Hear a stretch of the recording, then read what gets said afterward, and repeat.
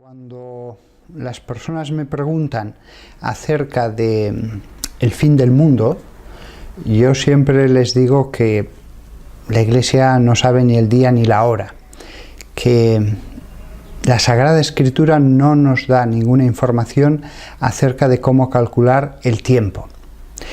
Pero lo que sí que nos da son signos. Hay signos en la Biblia para que la generación a la que le toque vivir el Apocalipsis sepa que está en el Apocalipsis. Y no simplemente porque lo sepa, sino porque el Apocalipsis será algo tan terrible que ese libro será un consuelo.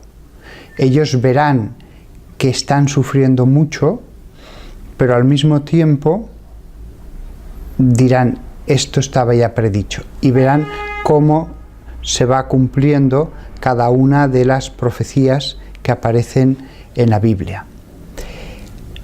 Por ejemplo, el anticristo les perseguirá, pero ellos verán la figura del anticristo perfectamente delineada en las páginas de los libros que hemos leído desde hace siglos y siglos.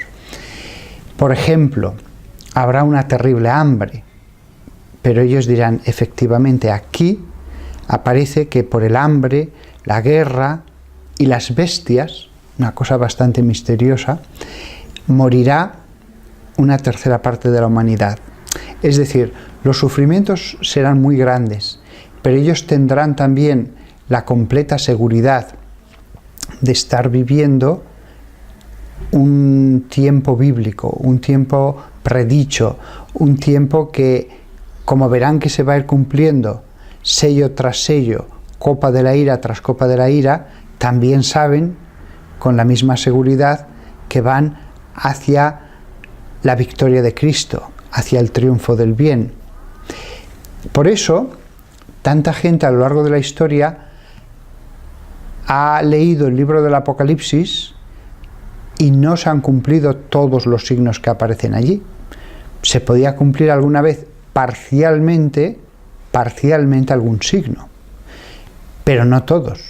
Por ejemplo, durante la Segunda Guerra Mundial había una figura, la de Hitler, que recordaba totalmente a la del anticristo, totalmente. Había guerra, toda Europa y parte de Asia. Había después otra serie de penalidades, pero no se cumplía el resto de los signos. No hubo peste, no hubo el asteroide que caerá, porque dice la Biblia que una montaña humeante caerá sobre el mar y la tercera parte de las aguas se convertirán en sangre. Pues evidentemente una montaña humeante que cae sobre el mar es un asteroide, un meteorito, lo que sea. Eso no ocurrió. Ni tampoco murió la tercera parte de la humanidad.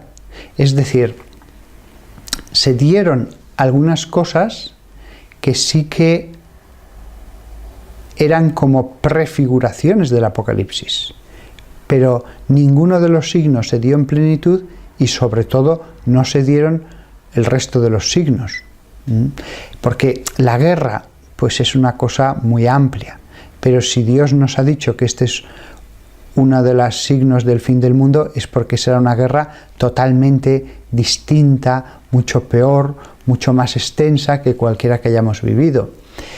El anticristo, ha habido muchas figuras que han sido anticristos, pero cuando se habla de el anticristo es porque uno será el anticristo por antonomasia, aquel ante el cual todos los demás, Hitler, Nerón, Napoleón, Stalin, Pol Pot, parecerán meras figuras de lo que propiamente se estaba prediciendo. Así que sabemos lo que va a ocurrir, unas cosas de forma clara: morirá una tercera parte de la humanidad por la guerra y otras causas. Hay otras cosas que no sabemos cómo se interpretan. Por ejemplo, el signo del anticristo será el 666, pero nadie sabe cómo hay que interpretar ese número. Cuando llegue el momento, quedará claro, era esto. Y todos los cristianos lo sabrán. No será algo que habrá que descubrir a través de complicados cálculos. No. El 666 se dio como signo. Luego no puede ser algo que solamente puedan descubrir unos pocos entendidos. Así que, como vemos, el Apocalipsis tiene partes muy claras, partes de facilísima interpretación, muy concretas. Habrá un terremoto en Jerusalén y morirán este número exacto de personas. Eso es un signo claro. Y otras partes que son indescifrables hasta que llegue el momento. El 666, por ejemplo, es uno de ellos. O cómo interpretar que se abre la puerta del abismo y salen unos seres con cuerpo de caballo, cabeza de león y cola de escorpión. Solo lo sabremos cuando llegue el momento. Entonces sabremos si es algo metafórico o es algo más literal. Después hay cosas dudosas. En medio de lo que sabemos con total seguridad y de lo que es imposible saber hasta que llegue el momento, hay cosas más dudosas. Por ejemplo, he puesto antes el versículo de una montaña humeante caerá sobre el mar y la tercera parte de las aguas se convertirán en sangre. ¿Significa que la tercera parte de las aguas de los mares se van a convertir literalmente en sangre? ¿O significa que cae un asteroide y que simplemente se tiñen de rojo? ¿O significa el mar, que es la multitud de los pueblos, y que cuando se dice que se tiñe en sangre la tercera parte de las aguas, es que la tercera parte de la humanidad sufre la guerra? Pues no está claro, porque hay otro versículo en el Apocalipsis en que se dice que hay una mujer tumbada junto al mar. Y después, más adelante, San Juan nos dice que esa mujer es la Gran Babilonia, una ciudad que ha extendido el pecado por todas partes. Y le dice el ángel, y el mar que ves al lado es el mar de las gentes, de todos los pueblos que están junto a ella. Con lo cual, hay cosas seguras cuya interpretación no hay la menor duda, hay cosas que no hay forma de saber y hay cosas dudosas. El error viene cuando alguien está convencido, ahora estamos viviendo el Apocalipsis, y trata de buscar algún detalle en el mundo que case con esos versículos. Ese es el error. Buscar algún detallito, eso no vale. Son signos claros, evidentes, que todo el mundo tiene que entender, que son, por ejemplo, cuando vino el Mesías a la tierra, los profetas lo habían predicho. Todo el mundo veía claramente que Jesús podía ser el Mesías. Todo el mundo veía que él estaba haciendo curaciones, expulsando demonios, etc. No era algo solamente al alcance de unos pocos entendidos. Muchas personas se preguntan si el Apocalipsis coincide plenamente con el fin del mundo. Yo siempre había identificado el fin del mundo con el Apocalipsis, como siempre se ha hecho normalmente, pero en los últimos decenios ha aparecido toda una corriente de pensamiento que distingue entre fin de los tiempos y fin del mundo. El fin del mundo sería el final absoluto de la historia, cuando ya vendrá Jesucristo y se producirá la resurrección de los muertos, mientras que el fin del mundo, dicen algunos, sería una especie de apocalipsis previo, pero después hay un tiempo de paz, de prosperidad para la Iglesia. Yo debo decir que al principio la idea me resultó un poco chocante, pero es cierto que en el Apocalipsis capítulo 20, desde el versículo 1, hay un texto bastante curioso que yo nunca había sabido cómo interpretarlo.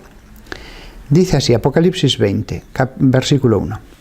Luego vi a un ángel que bajaba del cielo y tenía en su mano la llave del abismo y una gran cadena. Dominó al dragón, la serpiente antigua que es el diablo y Satanás, y lo encadenó por 1000 años.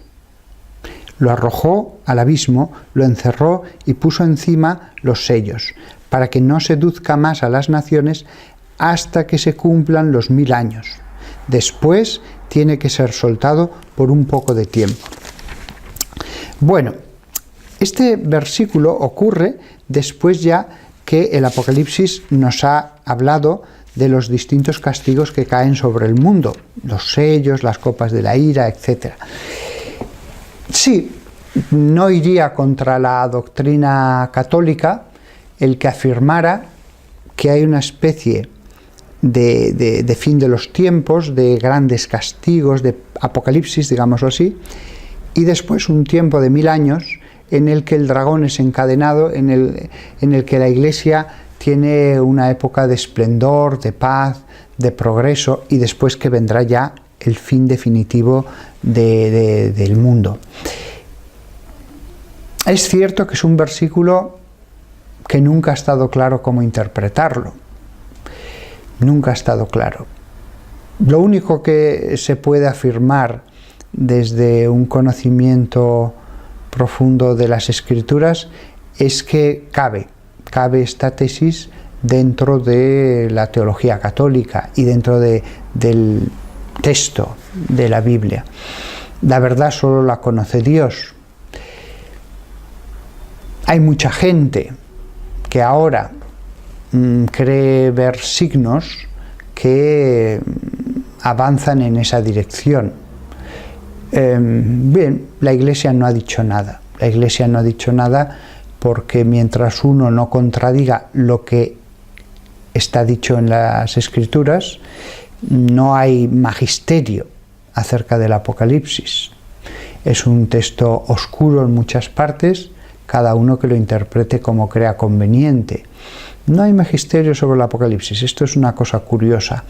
Lo hay sobre muchos aspectos de la moral, sobre muchos aspectos de cristología, de mariología, de la eclesiología, pero sobre el fin del mundo no. Creo que esto es positivo, el que la Iglesia no haya querido meterse a hacer de exégeta en un texto oscuro. La Iglesia, con que se preserve la fe, es suficiente. Y cuando a veces a la Iglesia le preguntan acerca de un versículo, dice: nosotros tenemos este versículo, interpretadlo como vosotros creáis conveniente. Hoy día hay muchas apariciones marianas y la Iglesia pues no tiene que decir la última palabra de cada una de ellas. Realmente investigar las cosas lleva mucho tiempo y tampoco podemos pretender dar una respuesta autoritativa a cada persona que en el mundo dice que tiene un mensaje de la Virgen. La Iglesia en eso, de un modo prudente, actúa con un criterio selectivo de acuerdo a la relevancia. Allí donde un vidente ya atrae a una cantidad muy importante de personas, los pastores sí que ya se ven obligados por su responsabilidad a investigar si tal mensaje es creíble o no. Y muchas veces no se puede llegar a más. La Iglesia muchas veces lo único que puede llegar a decir es: esto es creíble, la persona vemos que es honesta, la persona vemos que no saca ningún lucro personal, que es una persona de oración. A veces no se puede llegar a más. Si alguien dice: la Virgen me habla, ¿cómo puedo yo saber acerca de lo invisible? Otra cosa distinta es que la Virgen dé signos. Cuando la Virgen da signos, como es el caso de Lourdes o de Fátima, eso, claro, eso facilita totalmente el discernimiento. Y por eso esas dos apariciones fueron rápidamente aceptadas por la Iglesia, porque la Virgen María precisamente se encargó de que fuera clara su naturaleza a los pastores. Entonces la Iglesia no entra en si las revelaciones privadas son verdaderas o falsas normalmente. No entra normalmente a dilucidar. Yo sí que veo que nosotros, los que creemos en Jesús, tenemos que tener mucho cuidado, porque hoy día hay muchas personas que empiezan a enviar por internet mensajes y mensajes y mensajes. Hay mensajes claramente que son falsos, porque son mensajes que rompen la unidad eclesial, que en el fondo son una crítica respecto a los pastores que lleva a la desobediencia, etc. Otros, su contenido no es contrario a la fe, podría ser verdad. Sí que es cierto, hablando ya del tema del fin del mundo, que es lo que nos ocupa hoy aquí, que en Fátima se dice en el tercer secreto, que fue revelado en el año 2000 por el cardenal Ratzinger, que había estado guardado en una caja fuerte del Vaticano, sin darse a conocer, en un sobre que había sido dictado por Sor Lucía. Sí que es cierto que se habla de la montaña, de los mártires, del Papa huyendo de Roma, del Papa teniendo que huir sobre cadáveres de sacerdotes, obispos y cardenales, y que el Papa finalmente cae asesinado.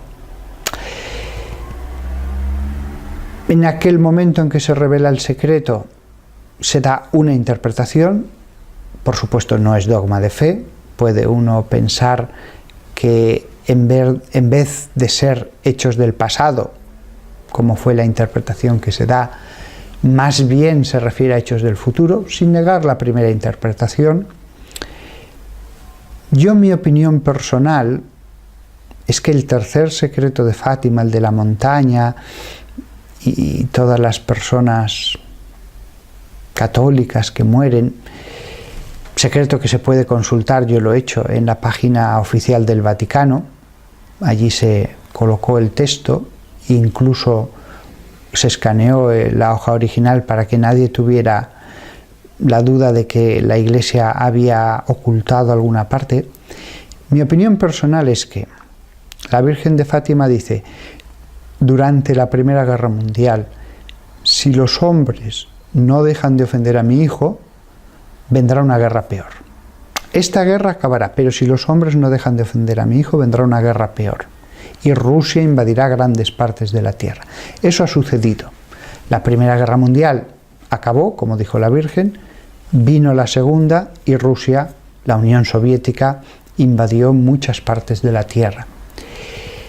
El problema es el comienzo de esa profecía, si los hombres no dejan de ofender a mi hijo. Es decir, el mensaje de Fátima se circunscribe en la línea de los mensajes proféticos. Dios intenta,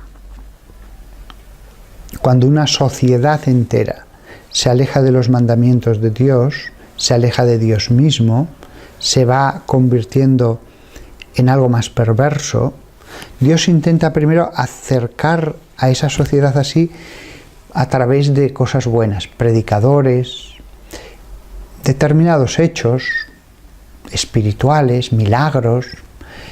Siempre hay una fase en la que Dios, como buen padre, intenta atraer a sus hijos para que abandonen el mal camino.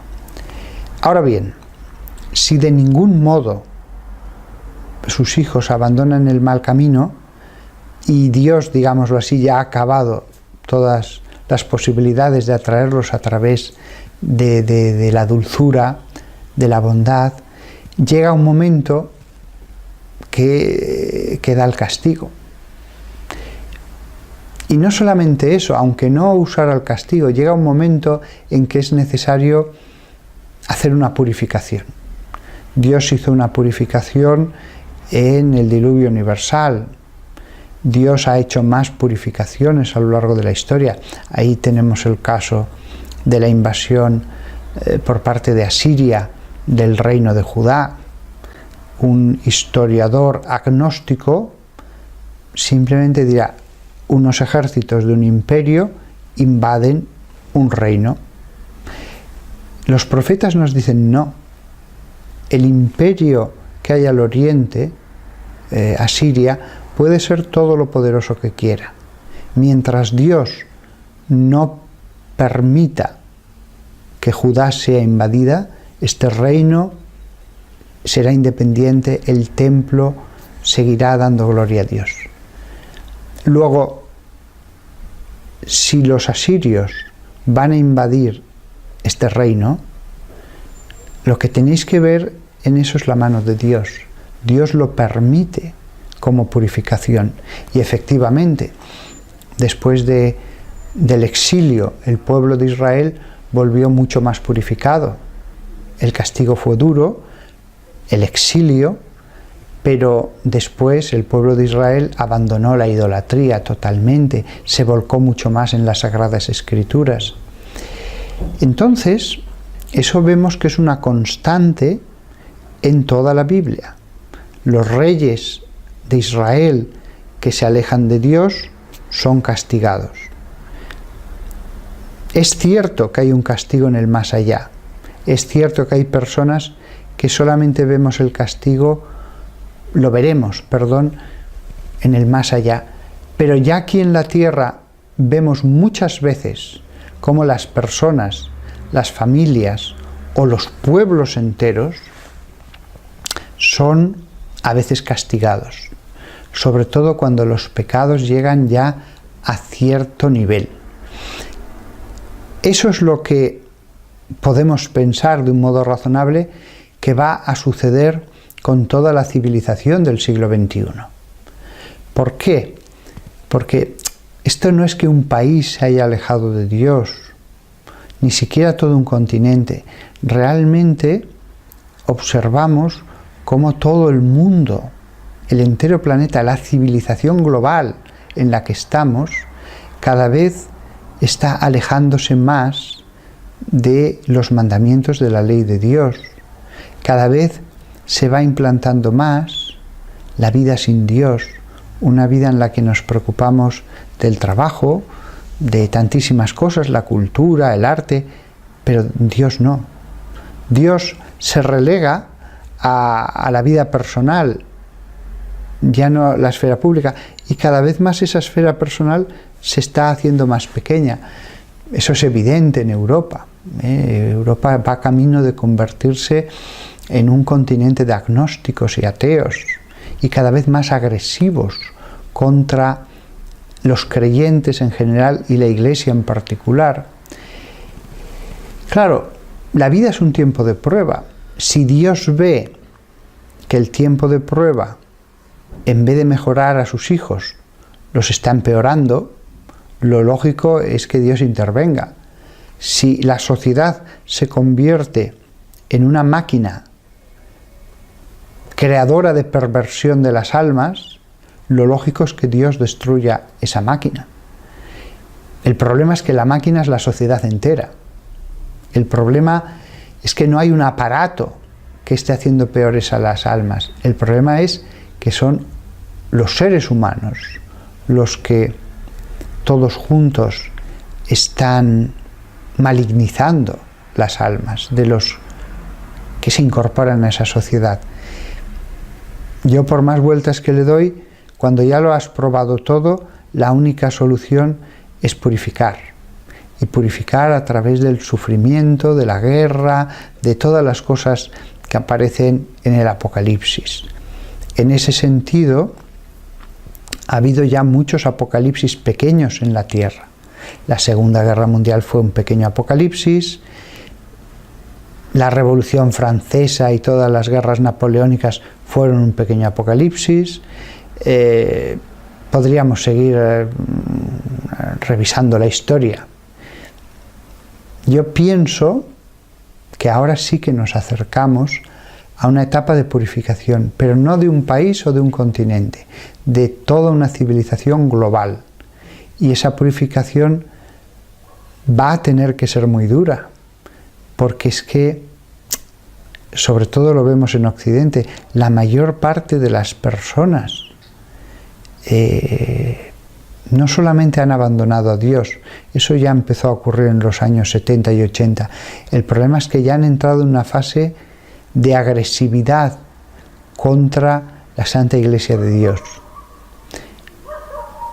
Yo me muestro muy pesimista acerca de lo que va a pasar en el futuro, pero no pienso que esto vaya a suceder dentro de 200 años o de 100 años. Tal como ha evolucionado de rápido la sociedad, yo creo que Dios va a intervenir en esta generación. Dejar una generación más entera o dos solo serviría para que las cosas se pusieran peor. Entonces yo creo que como padre, Él va a hacer lo posible para que esta maquinaria que lleva a la condenación se detenga. Y creo que el tiempo que nos da no es que nos esté haciendo esperar porque sí. Todavía nos da tiempo para la conversión, todavía nos da tiempo para cambiar.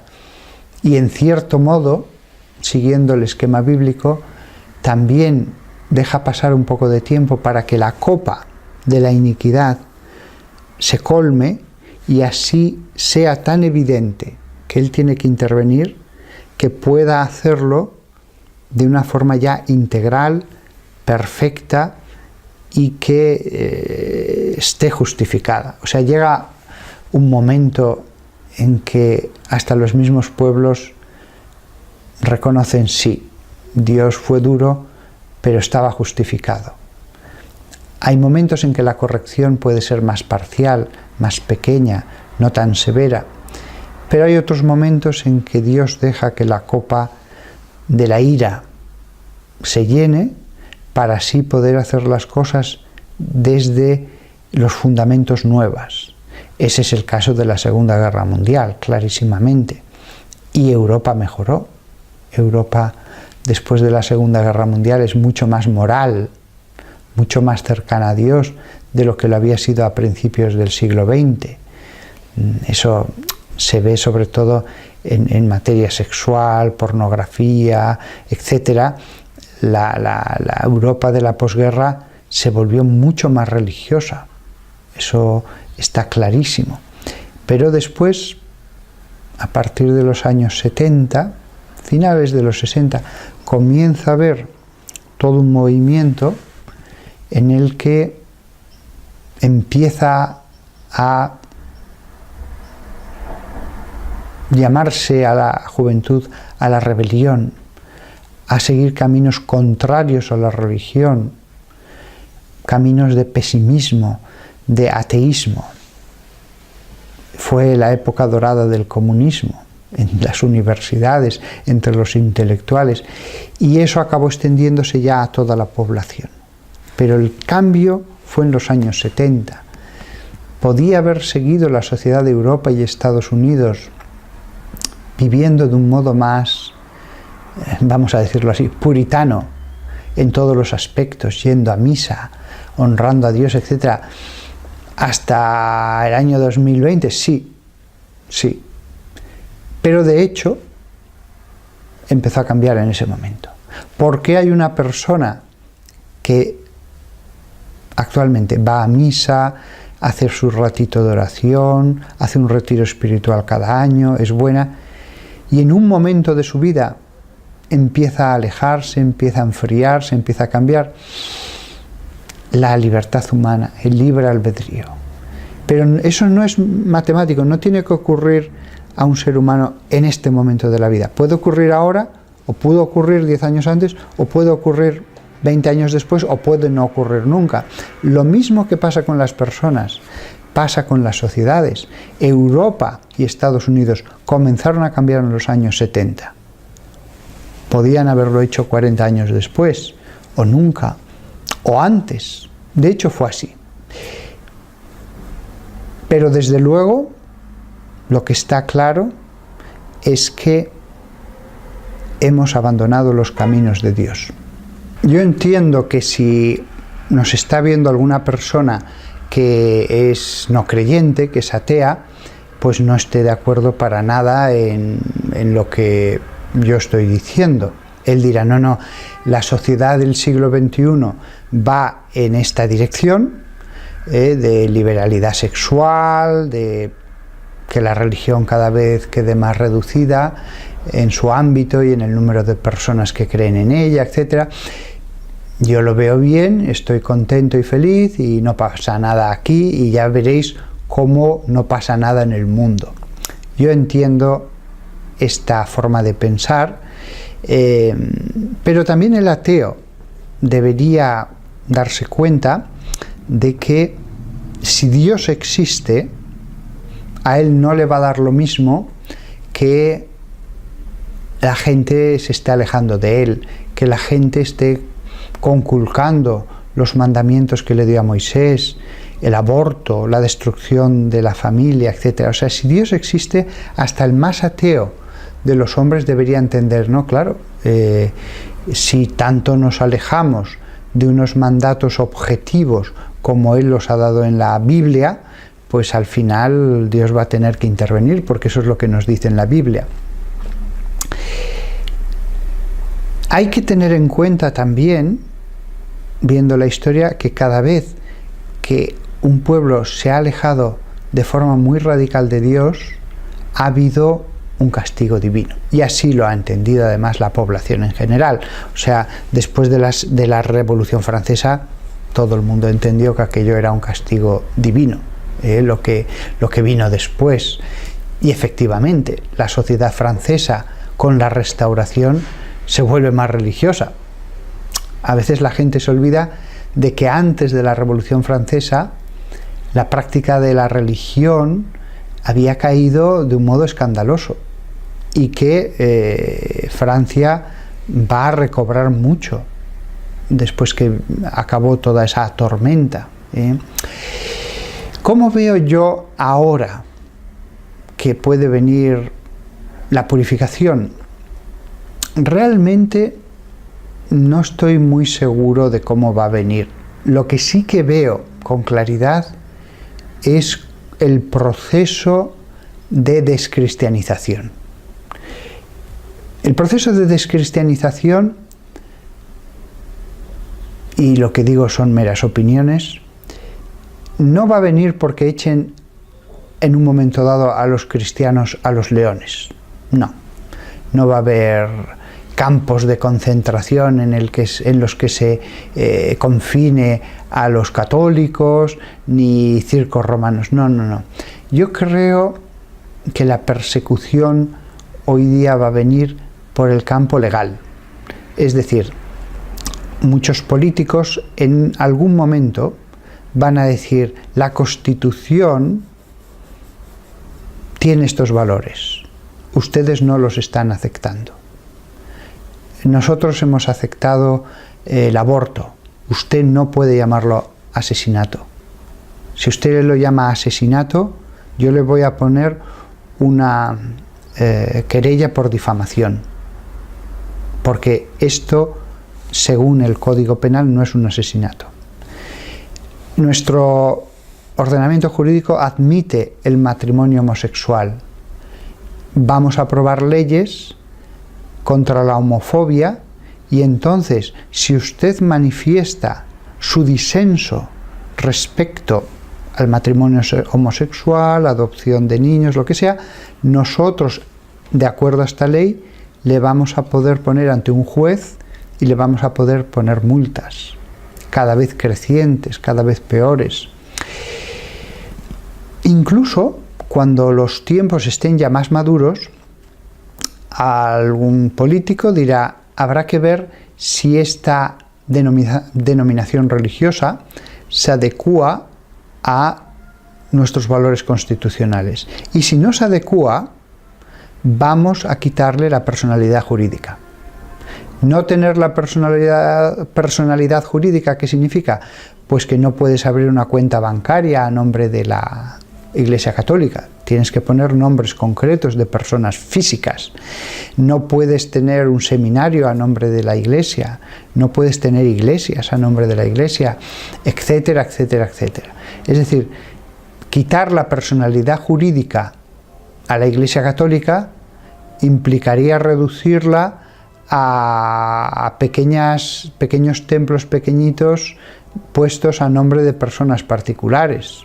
Después de una etapa de persecución legal, en que, insisto, casi nadie va a ir a la cárcel, sí que se podrá enviar a la cárcel a personas muy destacadas que una y otra vez a lo mejor pudieran tener cierta relevancia en los medios y que quieran dar un escarmiento público a algún juez, pero a través de multas se puede callar a todo el mundo. Llega un momento en que ya cuando te han puesto 5 multas crecientemente más duras, pues al final no hablas y al final se va estableciendo esa opinión única en la sociedad, y estos son los extremistas, los radicales, los fanáticos, los que nos quieren hacer volver a la Edad Media. Entonces, en un primer momento van a ser multas. Alguno puede acabar en la cárcel en todo caso, pero van a ser muy pocos.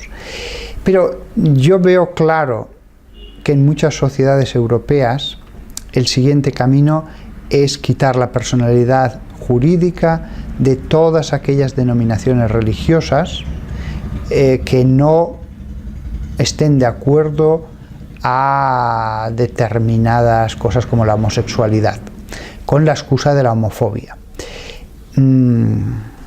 Eso nos haría perder las iglesias. Automáticamente el sostenimiento económico de la iglesia quedaría reducido a casi nada. Y eso que incluso pueden ir más allá, porque pueden decir, no, es que ustedes están fuera de los valores constitucionales, y prohibir incluso todo tipo de reunión de aquellas denominaciones que no se adecúen a esos valores. Es decir, entraríamos ya en una situación como la de China, con una iglesia patriótica y una iglesia clandestina. A la iglesia patriótica le permites tener templos, le permites todo. A la iglesia clandestina no le permites ni siquiera lugares de reunión. Y si quieres, puedes decir, no, ustedes de hecho están quebrantando la ley, no les permitimos ni reunirse en las casas, porque hemos dejado claro que esta denominación no cumple los requisitos constitucionales.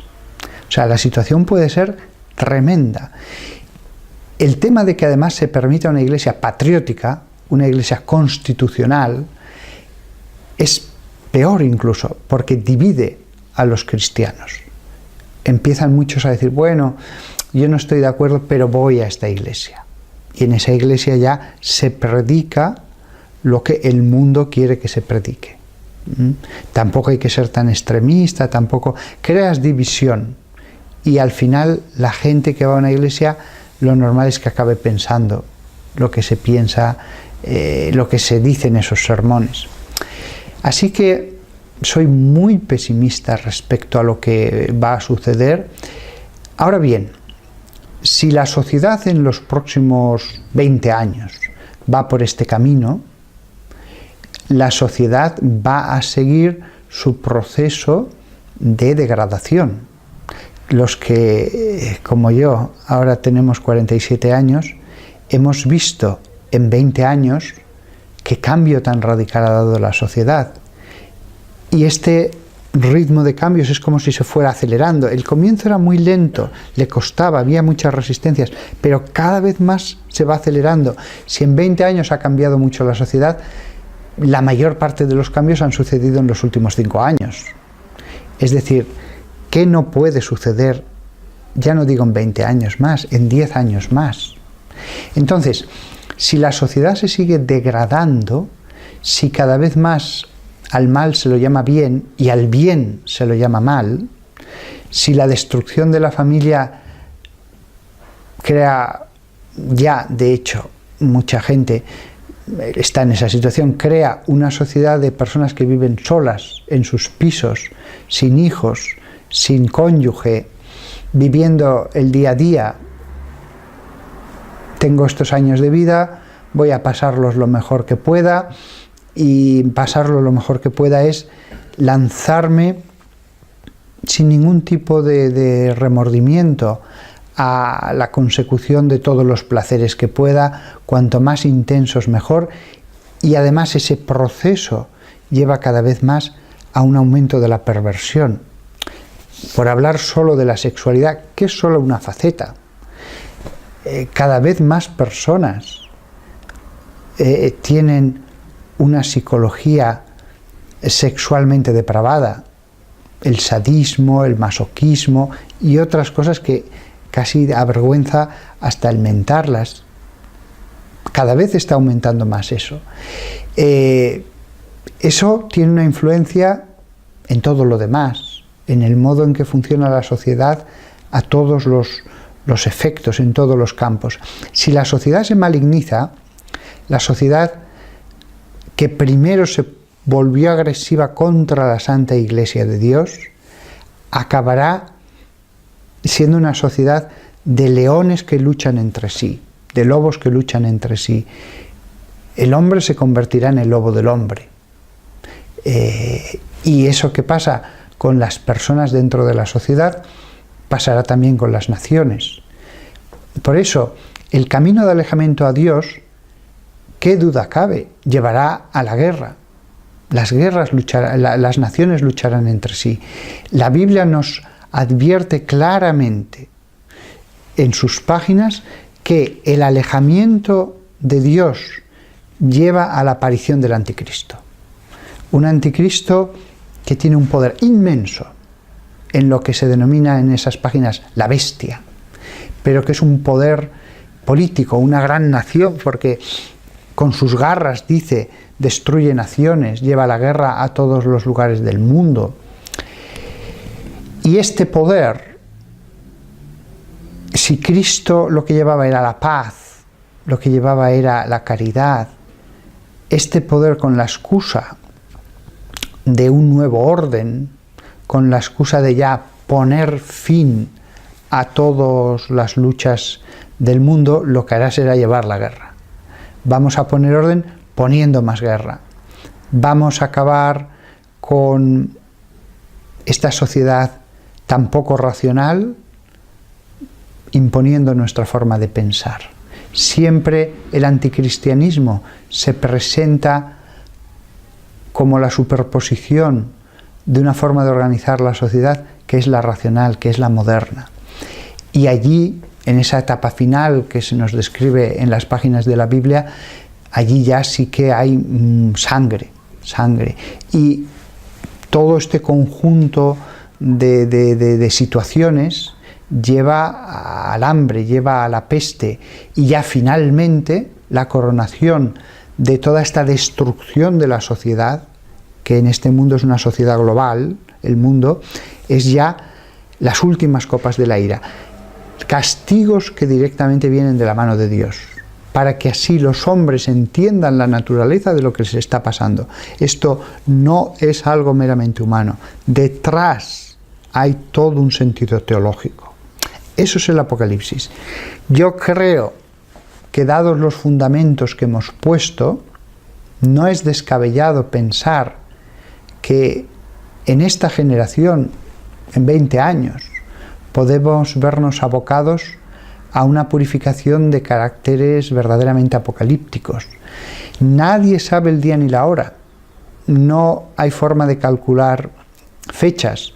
Yo digo 20 años usando el sentido común, viendo todo lo que se ha degradado la sociedad. Esto no puede prolongarse mucho más, me parece a mí. Pero yo puedo estar equivocado. Lo que pasa es que son tantos y tantos los que, llevando una intensa vida de oración, las personas más espirituales, y todos han llegado a esta misma conclusión: vamos a ver grandes cosas muy malas en muy poco tiempo.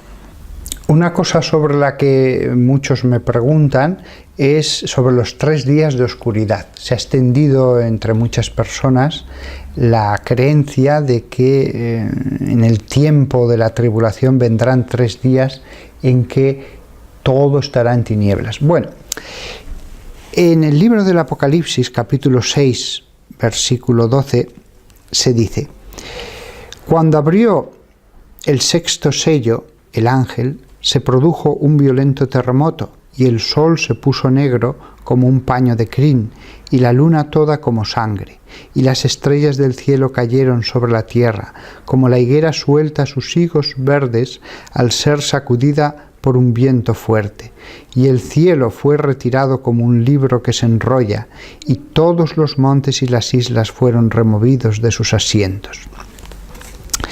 El sol se puso negro como un paño de crin. La crin es el pelo negro. Aquí se habla ciertamente de una oscuridad. No se va a decir nada más, aunque hay que recordar que fue una de las plagas de Egipto. Egipto entero, el reino quedó bajo la oscuridad, y sin embargo en los campamentos de los hebreos seguía habiendo luz.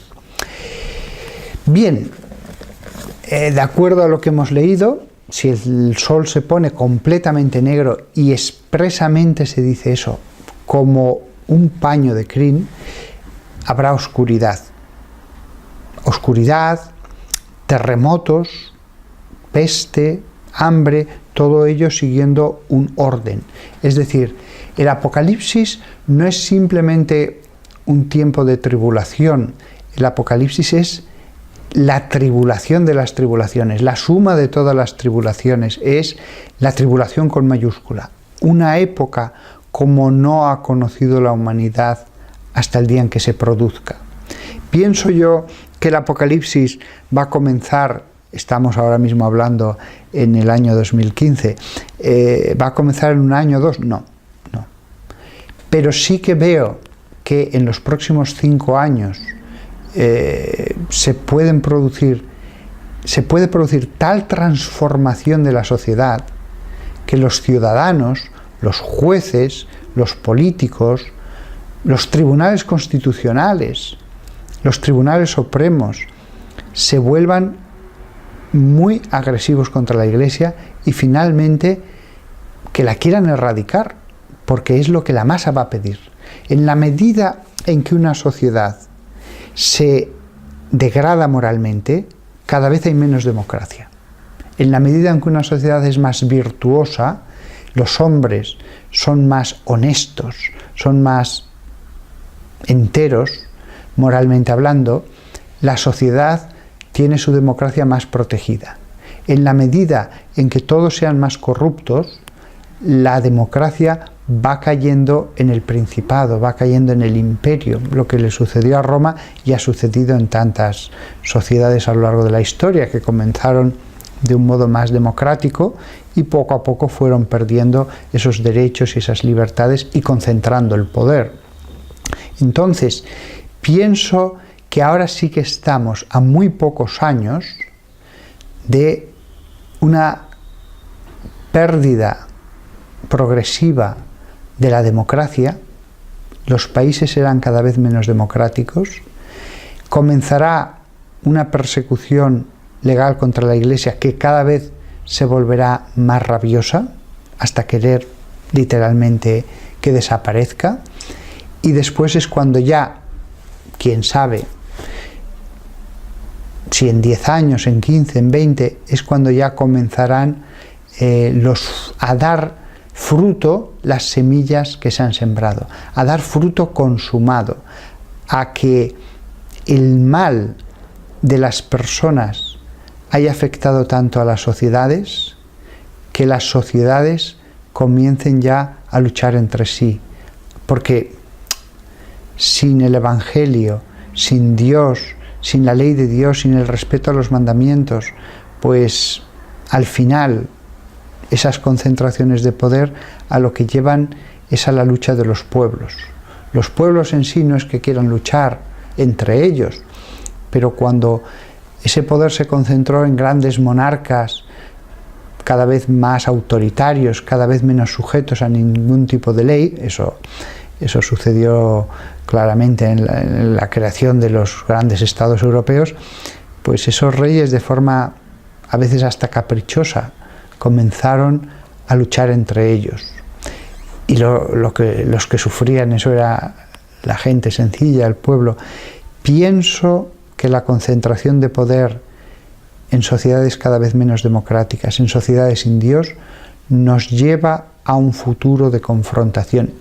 Y lo dice alguien que en los años 80 pensaba que cada vez la guerra sería algo más difícil, más extraño, que las sociedades irían avanzando, que los hombres serían cada vez más racionales, que al final se acabaría estableciendo una especie de coordinación mundial de los gobiernos para que la razón fuera la que imperara, que por fin los esquemas menos racionales habían desembocado en un futuro en el que triunfara cada vez más la razón. Pero lo que yo veo ahora en el año 2015 es que las sociedades van a pretender un nuevo orden sin Dios, que lleva a los hombres a convertirse en lobos de los hombres. Yo creo que el proceso que nos ha llevado a la situación que vivimos ahora fue un proceso al principio muy lento, que ciertamente arranca a finales de los 60, pero todavía muy minoritario. En esa época, Estados Unidos se consideraba un país cristiano. La gente iba a misa o a sus oficios religiosos, iba a la iglesia. Los que no eran cristianos no sufrían ningún tipo de presión, tenían plena libertad para ser budistas, para ser lo que quisieran. Lo mismo en Europa. A nadie se le hacía presión para que tuviera que hacerse cristiano de ninguna denominación. Pero poco a poco, en esa situación de familias unidas para toda la vida, de moralidad, de respeto a la Iglesia y a los mandamientos de Dios, en esa situación comienza, tanto en la universidad como en el mundo del arte, a sembrarse otro tipo de semillas. En la universidad, desde luego, fue todo lo que tiene que ver con el comunismo, todo lo que tuvo que ver con el psicoanálisis, y poco a poco se va inculcando con más frecuencia en las aulas a esas juventudes el ateísmo, el desprecio hacia la Iglesia, el que no existen los mandamientos. El mensaje de las letras de las canciones de los Beatles, de grupos de rock y de otros artistas en otros campos era el mismo. Esos jóvenes de la universidad acabaron siendo las élites, tanto en Estados Unidos como en Europa. Y ellos, siendo directores de periódicos, directores de editoriales, etc., van a seguir ese camino de transformación de la sociedad. El camino del arte y sobre todo de la música va a seguir incrementando su siembra de malas semillas. Es cierto que después el comunismo pasó, el marxismo pasó, pero ya la sociedad se había alejado de Dios en los años 90. Ya la sociedad, aunque ya no muchos que creyeran en el psicoanálisis, ya se habían alejado de Dios y van a educar a sus hijos de esa manera. Pero todo seguía igual. No, nosotros ya no creemos, pero la sociedad que siga como hasta ahora, la Iglesia que siga como hasta ahora. Pero después empezó a haber un siguiente cambio, y es que no, hay que cambiar la sociedad. Aunque de hecho no se nos obliga a hacer nada. Por ejemplo, si una persona, él era personalmente homosexual en los años 80, hay excepciones en determinados países, pero normalmente no pasaba absolutamente nada. Sin embargo, hay un cambio, y es que ya se intenta cambiar la sociedad. No, a partir de ahora va a haber aborto. A partir de ahora va a haber divorcio. A partir de ahora el matrimonio es esto y no se admite el disenso. Es esto. Ellos dicen, no, pero ¿qué le importa a usted el que nosotros nos podamos casar? ¿Acaso le obligamos a algo? Usted cásese con quien quiera, nosotros es una cuestión de libertad. No. redefinir el matrimonio afecta a toda la sociedad. Toda la sociedad a partir de ese momento tiene que comulgar con esas ideas. El fotógrafo que por su creencia religiosa no quiere aceptar un encargo en una iglesia, le van a acusar de discriminación. El pastelero que no quiere por sus creencias hacer una pastel para esa boda, va a estar ante un tribunal, etcétera, etcétera, etcétera. El siguiente paso, evidentemente, era la iglesia, el ataque a la iglesia. Todo esto lo que lleva claramente es una aceleración del proceso. Si en 20 años hemos cambiado esto, en 10 años muchísimo más y en 5 años increíblemente más, en muy poco espacio de tiempo los cambios van a ser mucho más radicales y cada vez más agresivos.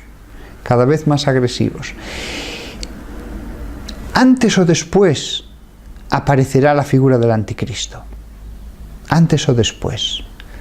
Porque en una sociedad de hombres que solamente buscan el disfrute en este mundo, la corrupción de esas personas siempre crece y entre los hombres corruptos siempre acaba produciéndose la concentración de poder. Voy a poner el caso de España, que a mí me parece muy paradigmático. No es porque yo esté en este país, pero es que me parece que es un ejemplo de cómo pueden ser las cosas. Ellos, los sin Dios, ellos siempre enarbolan la bandera de la libertad.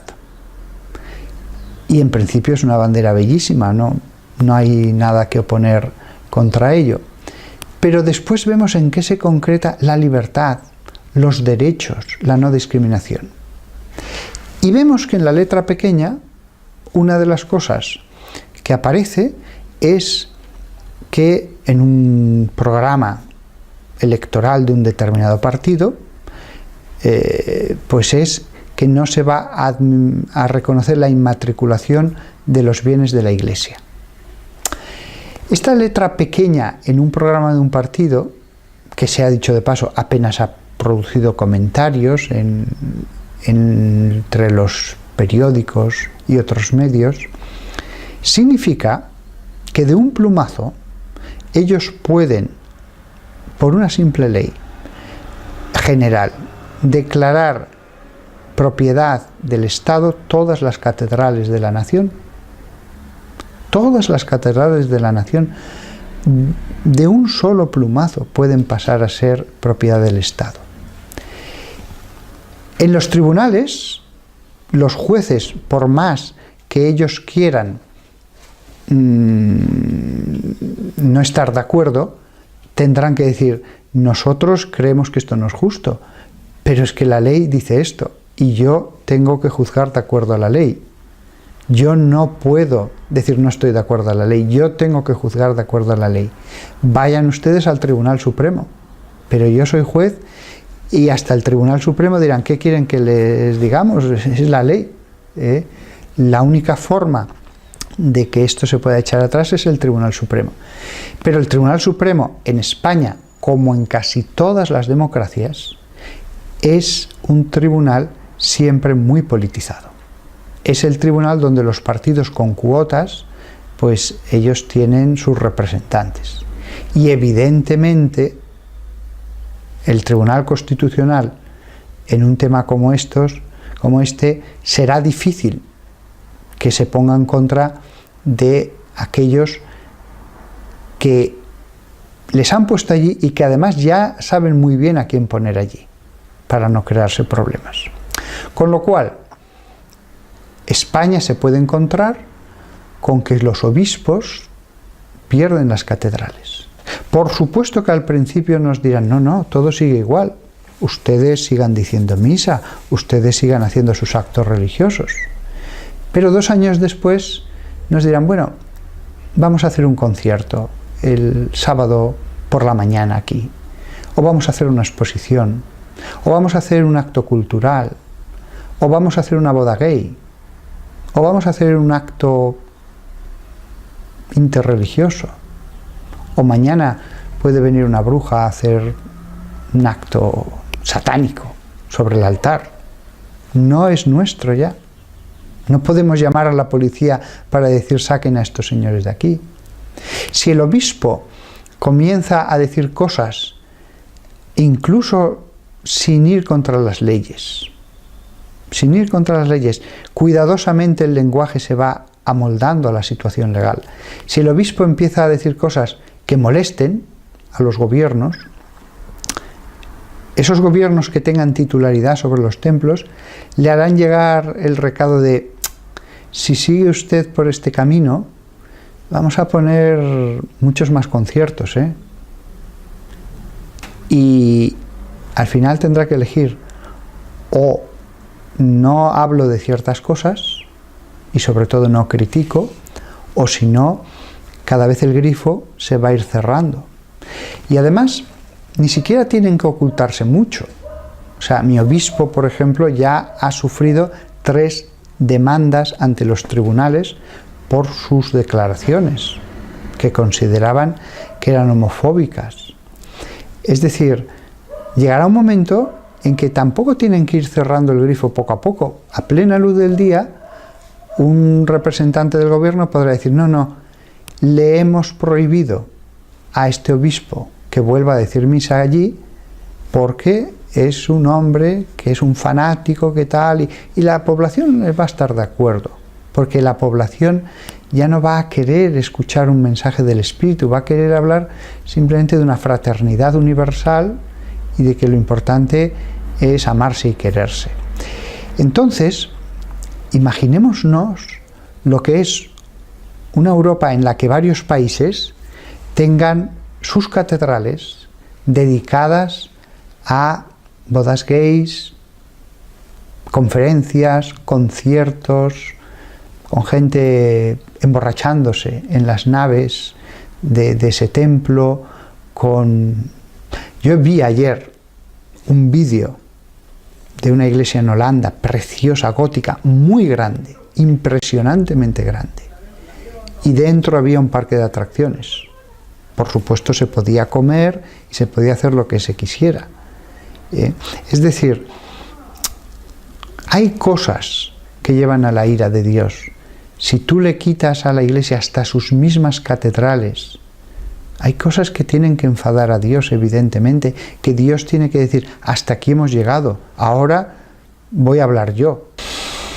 El católico que me esté escuchando ahora mismo en su casa, él puede quedarse muy tranquilo. El rayo de la ley va a caer sobre los pastores. Las disposiciones legales van a arrebatar templos, van a impedir el que los obispos puedan decir determinadas cosas, pero el que tiene una familia y está en su casa y tiene sus hijos, que se quede muy tranquilo. No va a venir un agente de la Gestapo en mitad de la noche a detenerle. No. Lo único que quiere la sociedad es: si nosotros no tenemos nada contra la religión, ustedes quédense en su casa, recen el rosario, hagan lo que quieran. ¿Que quiere usted leer la Biblia? Lea la Biblia. Ellos, el demonio, lo sabe muy bien. Si yo destruyo completamente todo lo que sustenta el reino de Dios, el sacerdocio, el sacrificio eterno que se ofrece sobre el altar, los templos donde se reúnen, etcétera, etcétera. Si yo quito todo eso y dejo a las familias sueltas, ellas, la inmensa mayoría, poco a poco se irán marchitando, poco a poco irán pensando como el resto de la sociedad. Hay que tener muy en cuenta que ellos van a poder decir, y con toda verdad: no, ustedes sigan creyendo en lo que quieran, si nosotros somos los primeros que creemos en la libertad. A nosotros déjenos la sociedad. Lo único que primero pretendimos ya en los años 70 era quitar a la Iglesia de los ámbitos institucionales. Después ya no era solo la Iglesia, era a Dios. Después déjenos a nosotros la sociedad. Usted haga lo que quiera dentro de los templos, pero la sociedad es de la modernidad, fuera. Y después el siguiente paso es ya los templos. Ya después el que queden decenas de miles de familias aisladas en sus casas o simplemente reuniéndose con algunos amigos, saben que la mayoría de ellos no resistirán esta tempestad. ¿Qué pensar de una situación como esta? Bueno, la Biblia es clara. Al final Dios triunfa. Al final el bien triunfa. Al final el Señor no puede perder. Él es el Señor. Cuanto más grande sea la tribulación, mayor será el triunfo. Porque no estamos hablando, cuando esto suceda, de una etapa intermedia, de una etapa simplemente más de la historia. Estamos hablando de la gran lucha, de la gran batalla, pero cuando eso suceda, lleva a la gran victoria. Cuanto peor sea la derrota, cuanto más por los suelos quede todo, más se le fuerza a la justicia divina a intervenir para erradicar la iniquidad de un modo más radical. Entonces, por poner solo un ejemplo, si en 1936 un miliciano entrando en una iglesia, en un monasterio, en cualquier catedral de todas las zonas de la República, le hubiera dicho: mira, todo quemado, los techos se han hundido por el incendio que hicimos dentro, todo está lleno de escombros, hemos hecho befa de todos los santos que quedaron en la plaza delante de la catedral, nuestros milicianos se vistieron con las casullas. Estos no son ejemplos hipotéticos, hay fotos que se hizo todo esto. No es que se destruyera una catedral o dos, se quemaron todas las iglesias que había en territorio republicano. Míralo todo destruido. Si Dios existiera, Dios tenía que haber intervenido.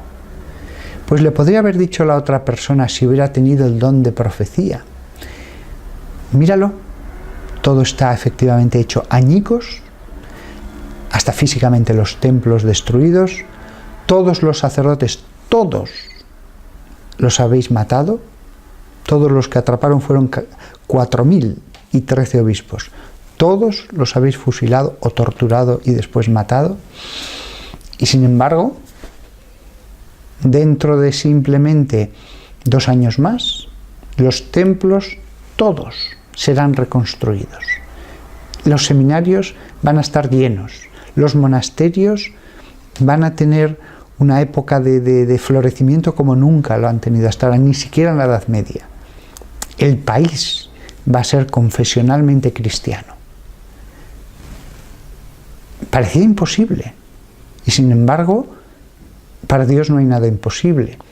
Con lo cual, yo creo que todos los que me escuchen deben tener la completa tranquilidad de que el mal parece suelto, Dios parece que calla, pero llega un momento en que Dios dice: hasta aquí hemos llegado. Llega un momento en que Dios dice: ahora soy yo el que va a obrar como Dios.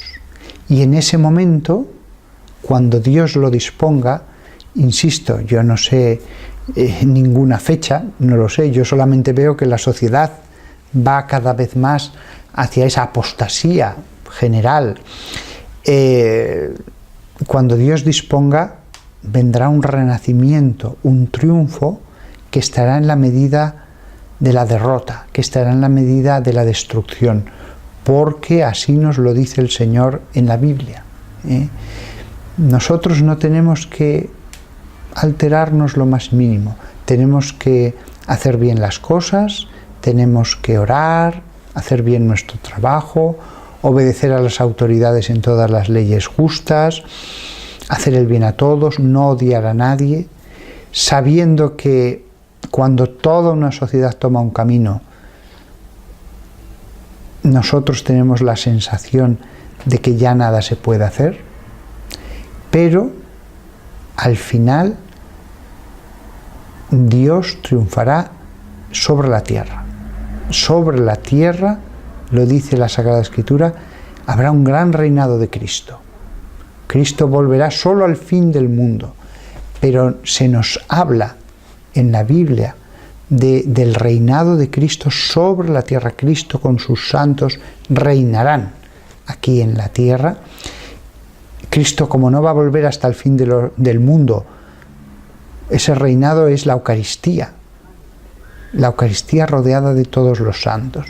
Yo estoy personalmente convencido de que, pero esto me puedo equivocar, es solo una convicción personal, que no me baso en ninguna aparición de la Virgen ni nada. Yo estoy convencido de que al final de mi vida, cuando yo sea un anciano, veré restaurada la cristiandad a un estado purificado, perdón, y que será mejor que en los mejores momentos. Yo estoy convencido de que lo veré al final de mi vida, y que si viéramos hasta qué punto Dios puede ser poderoso al hacer las cosas, todo lo anterior nos parecería una tormenta antes de la paz. Tormenta que para el que está dentro se le hace muy larga y muy inacabable, pero la tormenta dura solo un tiempo y después viene la luz, el amanecer de una nueva época. Estamos, eso sí que estoy seguro, al final de una época. Estamos al final de toda una civilización. En otras épocas el Imperio Romano pudo necesitar muchos siglos para caer, pero si vemos todos los imperios desde entonces hasta ahora, cada imperio ha necesitado menos tiempo para caer. El Imperio Español fue mucho menos tiempo, el francés menos, el Tercer Reich, incluso el Imperio Británico, en el momento en que ya era un imperio, no tardó tanto después en caer. La reina Victoria era su momento de apogeo, hasta que lo pierden todo fue la Segunda Guerra Mundial, o sea, prácticamente ni medio siglo. Estamos al final de toda una época, al final de toda una civilización. Después viene la cristiandad, después viene el triunfo completo de Dios sobre la tierra y sobre las almas. Y aquellos que sean los extendedores de la mala semilla, aquellos que sean los extendedores de la corrupción, Dios ya se encargará, Él, de que o se conviertan o de ellos no sea el futuro. Va a ser confesionalmente cristiano. Parecía imposible, y sin embargo, para Dios no hay nada imposible.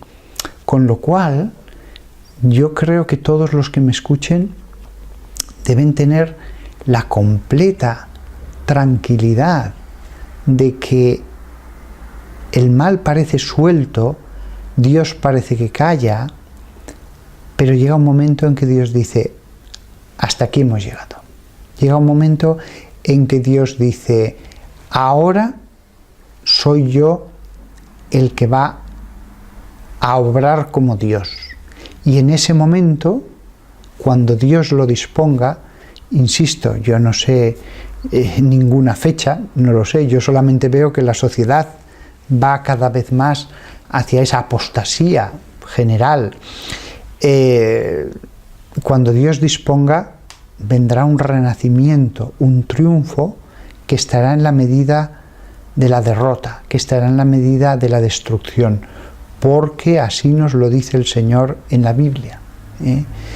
Nosotros no tenemos que alterarnos lo más mínimo, tenemos que hacer bien las cosas, tenemos que orar, hacer bien nuestro trabajo, obedecer a las autoridades en todas las leyes justas, hacer el bien a todos, no odiar a nadie, sabiendo que cuando toda una sociedad toma un camino,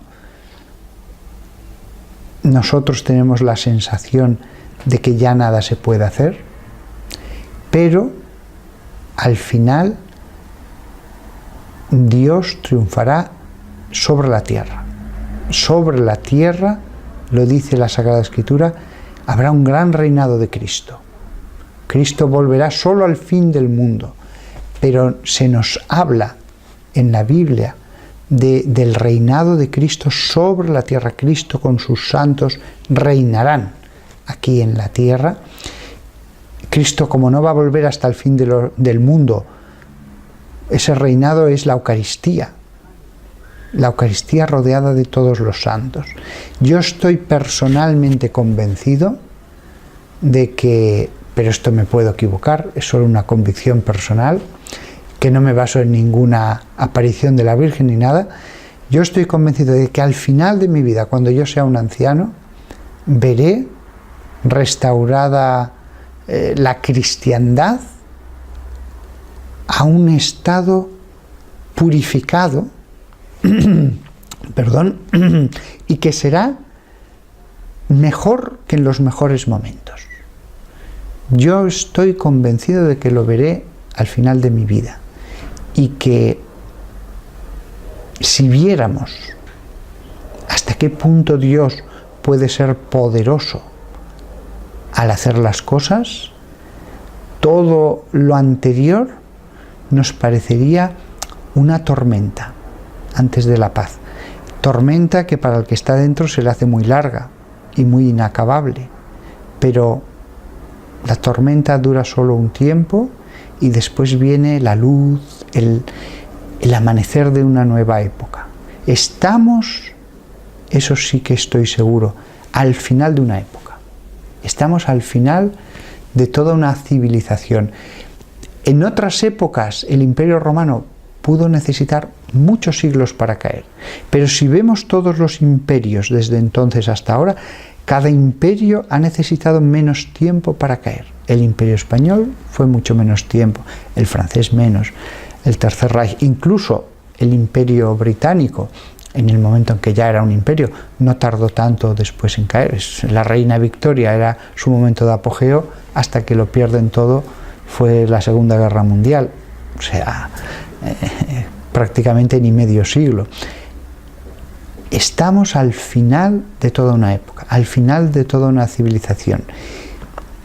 Después viene la cristiandad, después viene el triunfo completo de Dios sobre la tierra y sobre las almas.